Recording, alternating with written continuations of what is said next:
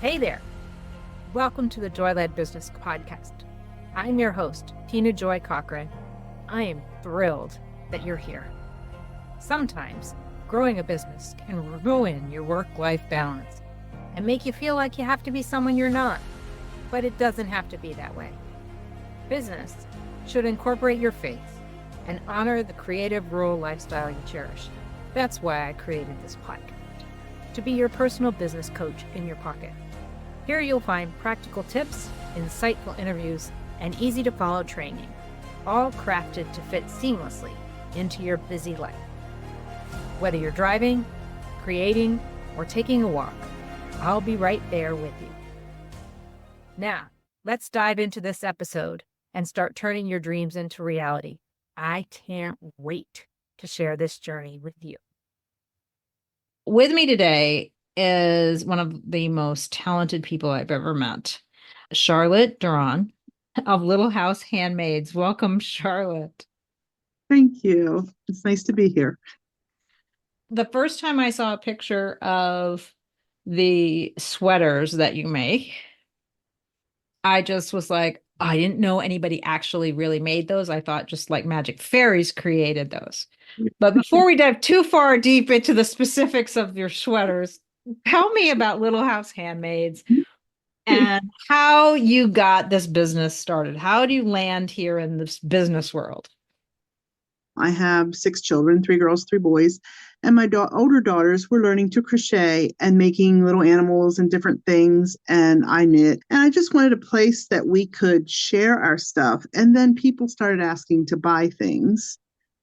And I sold a little bit off and on, but it was more a hit and miss thing. It was not an actual business in my mind because it was very sporadic sales. Every once in a while, I'd have people ask for orders and I'd design things for them. And then I started making sweaters for all my family for Christmas, and I wanted something unique that they would enjoy. The need to turn this into the business came up about 2 years ago when my husband told me one day, I homeschool, and he goes, when you get done homeschooling, I think you need to probably get a job because it'd be nice to have a little more income and we could work and do some things together then. And my mind went into horror mode immediately, imagining myself trying to work at Walmart or someplace like that. I've done a lot of different jobs and had part-time jobs, but most of the time, the last 12, 14 years, I've been at home. Homeschooling 6 kids at once is a handful. I'm down to 2 now at home, but I have 5 years left. Mm-hmm. And I was like, you know what? This is kind of became a business. And then your free workshop that you offered. Mm-hmm. And I got in there and I thought, I'll do that. And it just seemed to fit. This is how to take the idea and make it into an actual business. Mm-hmm. And because I didn't know how to do those steps, other than saying, hey, this is for sale, Right. And I hated doing that marketing type post. I didn't know how to word things. And very often I would design something and it would already have a specific person in mind as a gift or something, but never thinking that, hey, somebody might want the pattern to do this. Mm-hmm. And through your coaching, this business has been born. And my husband, at first, he thought I was a little nuts, but don't they all? Now, yes, he is now 100% on board, and he likes to come and sit and watch me. He goes, now, don't forget to do the shaping on that neck. What kind of neck are you going to do? Are you going to make it a round one or a V-neck? What are you going to do? Now, you remember you need to cast off when you get to the... And I was like, yes, bud, I think I got this. But he's actually showing an interest. Whereas before he could care less other than when I was making something for him. Then he was interested. But now awesome. He's just interested in it all.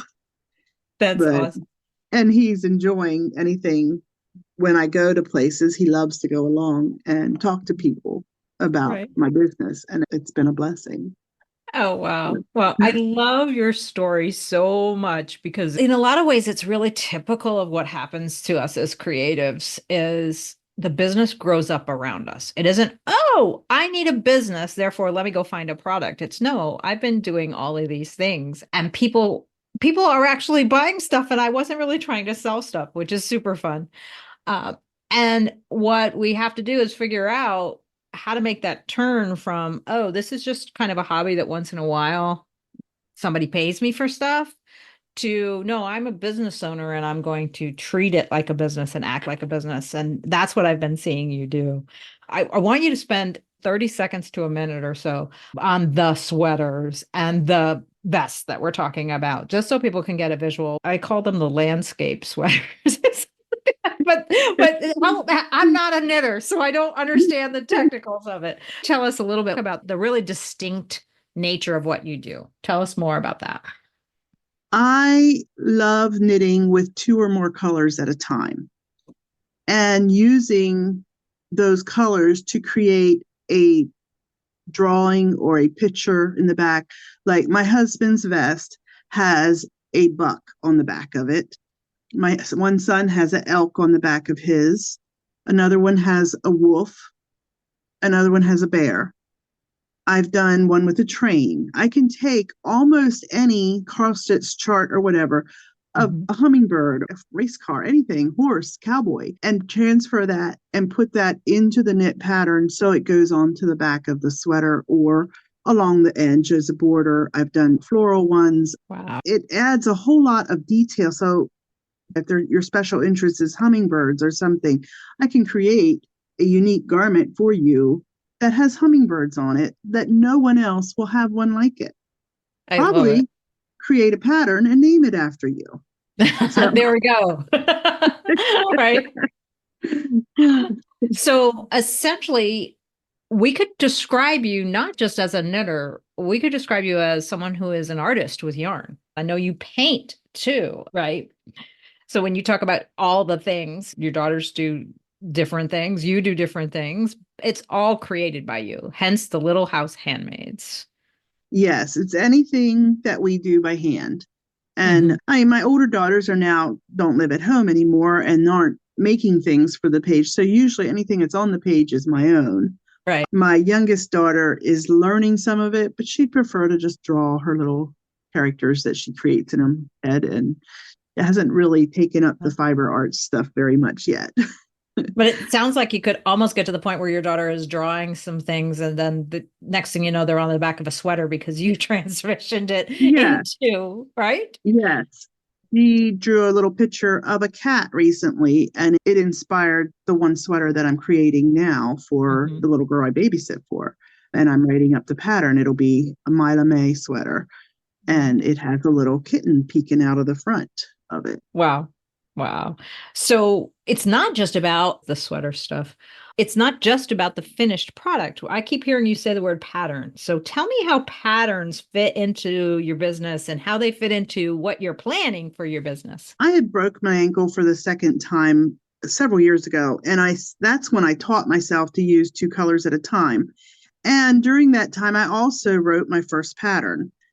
And it was a really simple pattern. And I had offered it for free for a while. And then somebody said, why are you offering your stuff for free? You put all that work into designing it. You don't have to charge a fortune for it, but you could create a pattern. When I first joined Golden Heartland, my goal at that point was to create dishcloth patterns because they're a simple, easy, quick knit. A lot of people love to knit dishcloth, but create a pattern for each woman in my family and name it after them. I think I have 5 done, but there's like 50 women in my family. I have some cousins and second cousins that keep saying, so when do I get one? I have 3 sisters and the others aren't done yet. When I learned that I could do those, then after a while, I'm like, God, you need to inspire these patterns. I don't want to just do this on my own because sometimes it's exhausting. I think, well, how am I going to come up with all these? Ever since praying that and making that a regular part of my prayer life, pattern designs pop into my head. And it's not just dishcloths, it's sweaters. I have like 6 sweater patterns in my head. And thanks to you, they're written in a notebook now because you told me write them down in the notebook so you don't have to keep remembering because I'm afraid I'm going to forget them. And so the pattern supply or ideas are just coming very, Wow. very fast ever since I told God that he was in charge of supplying those ideas. It's so funny because honestly, as you were talking, I was taking notes, and in my notes, I wrote, where do these patterns come from? And it wasn't very long after I wrote that you started talking about where these patterns come from. Can we talk a little bit more about that?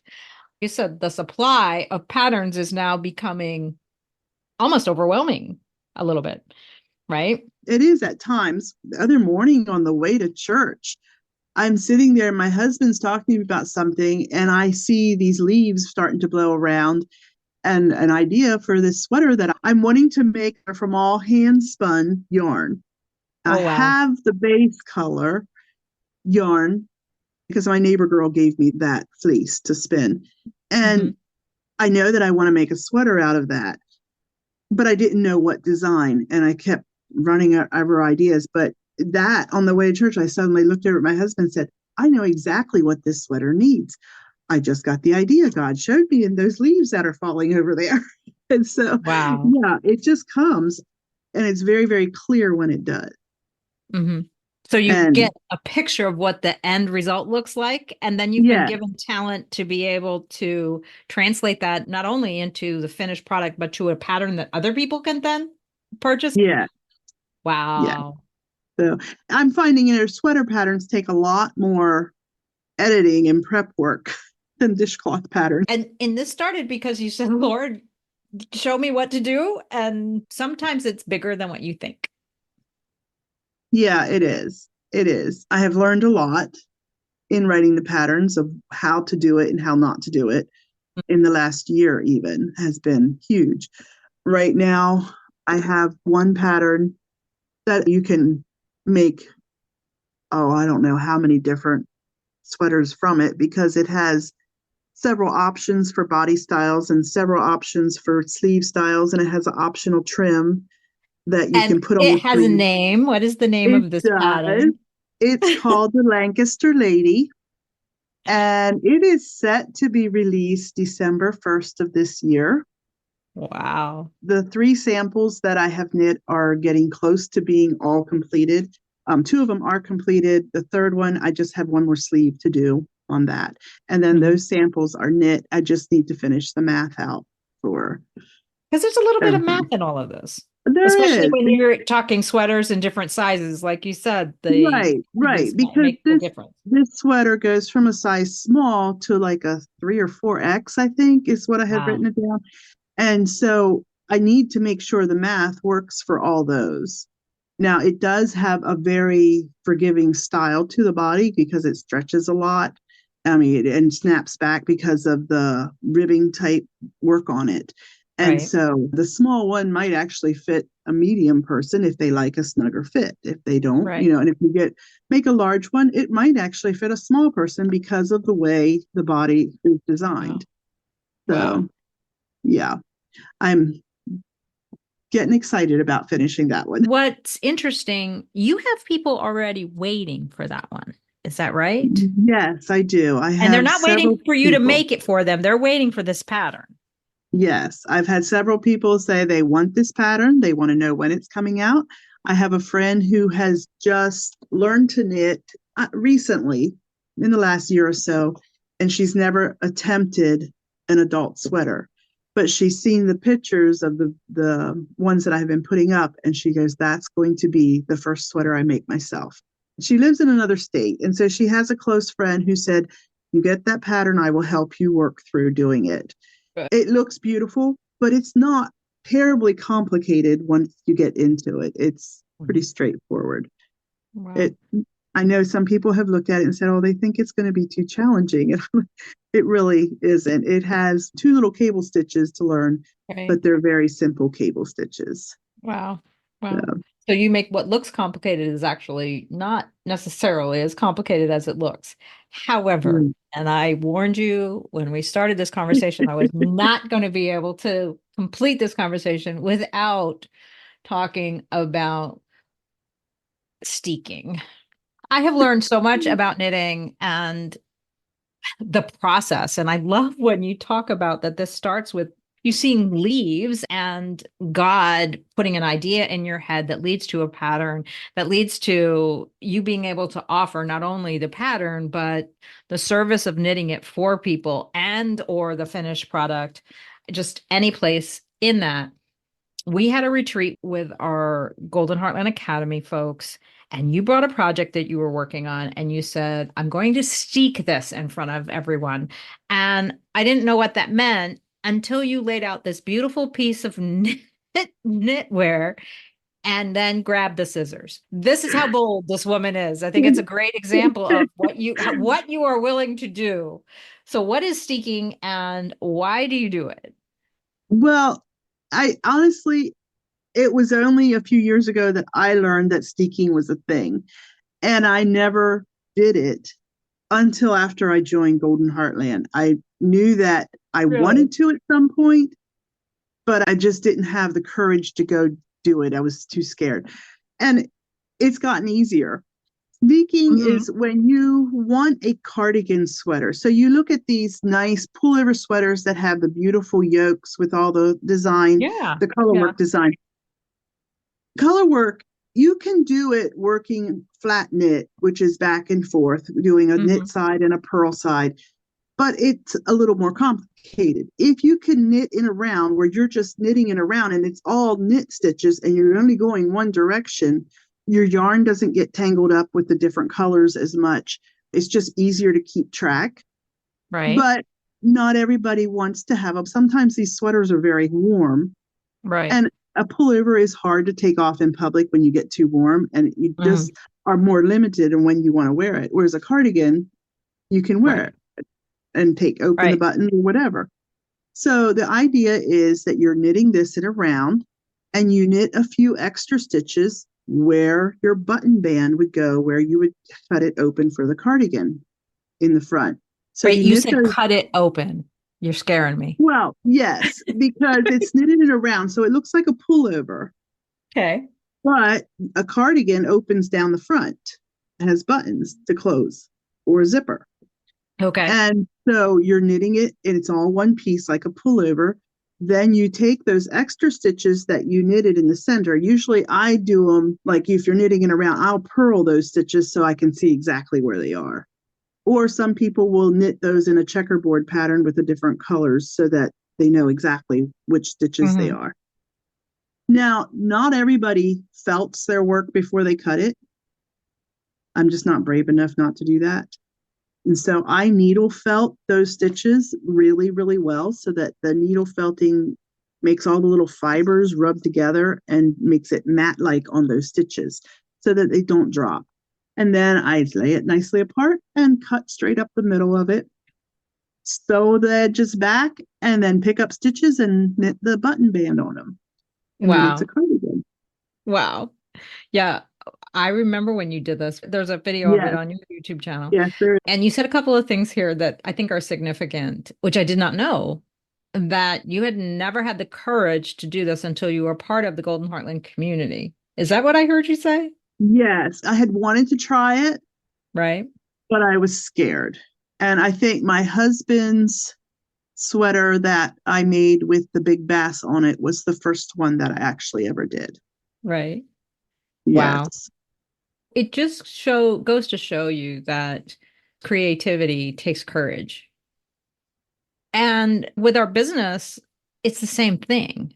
You know, a lot of times people say I'm not a business owner or I don't want to do marketing because I'm a creative and I don't want to do the business and admin stuff. And one of the things I've seen you do since we've been working together is really embrace this idea of the business tasks of social media marketing or any kind of marketing and sales, and the administration part of the business is actually just as important as the creative side. And I've seen you integrate those two really, really well.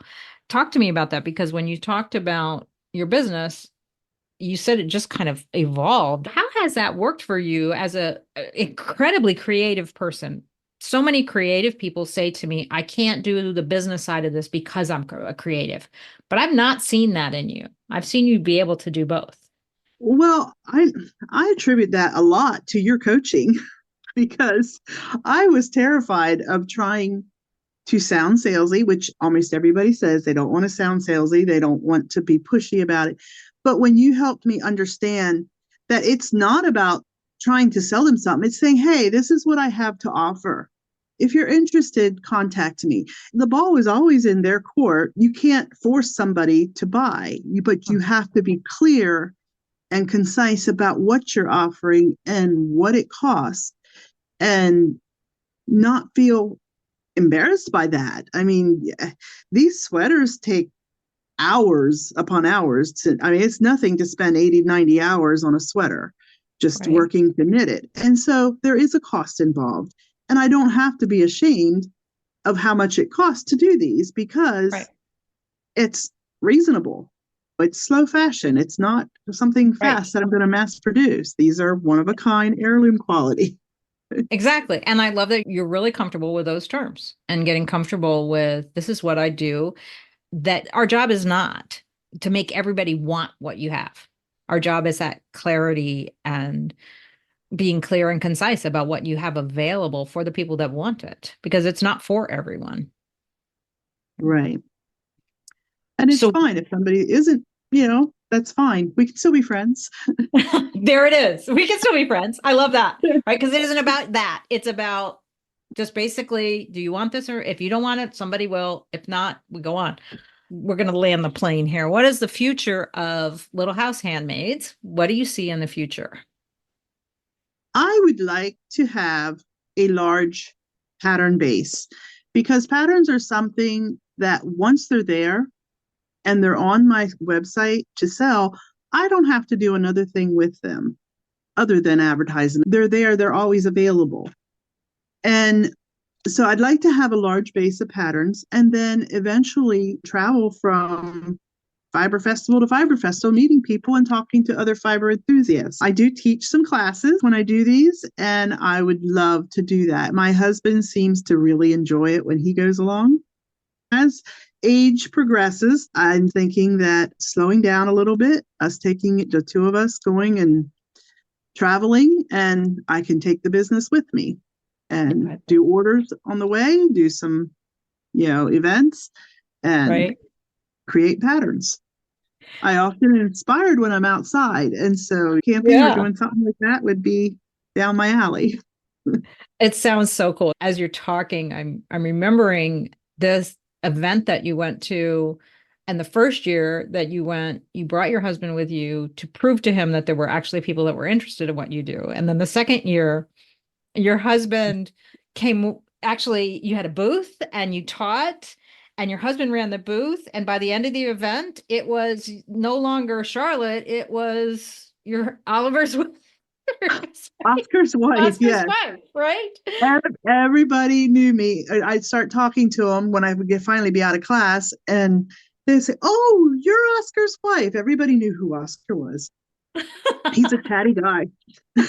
It shows how when we let God step into who we are, he can provide something we never thought of. If 10 years ago somebody had said, Charlotte, design a business, would it have been designed this way? Probably not, right? And it's beautiful to see that we can just go about what we're doing and be fully who we are, and a business can be birthed out of that. And you're a great example of that. What would you tell the person listening to this podcast that says, wow, that's me. I homeschool my kids create stuff. I create stuff.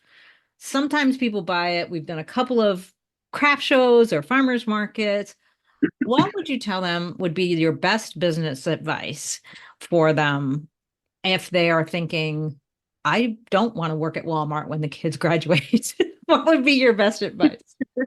Walk in faith. Take that step of faith to make it a business. Get a good coach to help you walk through those steps, because I did not honestly know how to do it. And a good coach has helped me. Very good coach. God gave us talents for a reason. And I am sure that he gave them to us for more than just our own personal enjoyment. And if you're creative and you love creating, I would not be surprised at all if he has a plan out there for you using those talents. But sometimes it takes a lot of faith to step out into it. And it takes time to build a business. It's not something that's going to happen overnight. There were many months that I didn't sell anything. Mm-hmm. And I was very concerned about when is this ever going to take off? And it still has a ways to go. It's not at any point yet that we can go live on the road yet, but it's much closer now than it was a year ago. And yeah, having that courage and that faith and, let God show you where to take it. His plan is always best anyway. Oh, there we go. That's it. I have nothing less to say. Thank you, Charlotte, for being here. And thank you for what you're doing and sharing our business. Thank you. You've been listening to the Joy-Led Business Podcast. I'm your host, Tina Joy Cochran. Thanks for sharing part of your day with me. You don't have to walk this business journey alone. Discover others just like you at goldenheartland.com. Business coaching community for creative rural women, faith. Go there to learn more and get free gifts I designed just for you. Be sure to hit subscribe so you never miss an episode, and share this episode with someone who could use a bit more joy today. Remember, your business success matters to me and to God. Being joy-led will get you there. Can't wait to meet you at goldenheartland.com.